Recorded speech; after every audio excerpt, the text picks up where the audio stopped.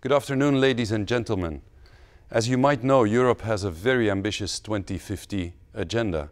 We want to become a low-carbon economy that is circular in nature with very high efficient use of natural resources and also based on a strong ecosystem that provides us the services which we will need to deal with the challenges of the 21st century. At the European Environment Agency, we have just finished our 5-year analysis of where we stand in that direction. And the conclusion is fairly simple.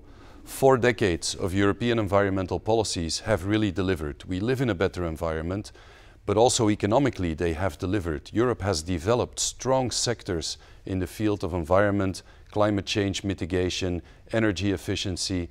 And when we look towards that future, we know that we have to build on those sectors in order to meet the 2050 objectives.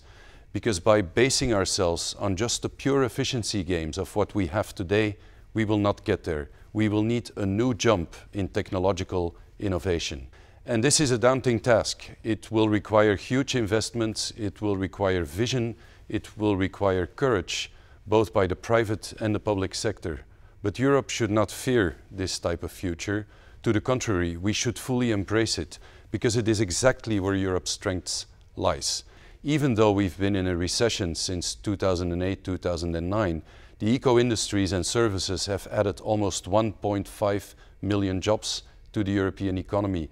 These are the sectors that have been competitive since the economic crisis. They've added more patents than ever before, and they are highly delocalizable, so they stay in Europe. To the contrary, they give us an advantage abroad. We can export that type of sectors. What direction can we envision for this type of innovation? Well, first of all, the focus should be on active decarbonization of our energy system, our mobility system, our agricultural system. Secondly, we should be focusing on very high resource efficiency when we use natural resources. Europe is not a continent that is rich in the critical resources that we will need for the future. And thirdly, we should not underestimate the high ambitions which Europe has with natural capital. When we talk about bio-based solutions, bio-based chemistry, but also protecting ourselves in the future from climate change based on natural solutions, we will need to work in a very different way based on a strong ecosystem at the European level. So while the challenges for the next 3-4 decades are huge, we know that we can do it in Europe, because that's where we have an advantage over, for example, the US, where we have an advantage over other regions in the world. It means that further investment here can put us in the driver's seat when it comes to technology development, but also new business models, which will be essential when we want to move from a product-based economy more to a service-based economy. But also, and in addition to that, probably Europe is more advanced in reflecting on how we can integrate these new technologies in our cities, in our daily lives, how we can connect this to European culture, to educational systems, to our value system, which distinguishes us probably from some other parts of the world.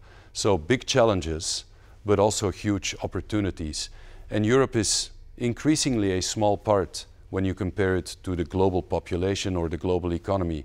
8% of the population, 11-12% of the global economy in certain sectors. So we are small, but we could become a sort of Silicon Valley for the innovation of the 21st century. And we should go in that direction, because if you don't change directions, you will end up where you are going. And we know where that is. It's an unsustainable future based on unsustainable systems of production and consumption. So there is no option. This is the way to go. Let's embrace it and let's use the strengths which we have. Thank you.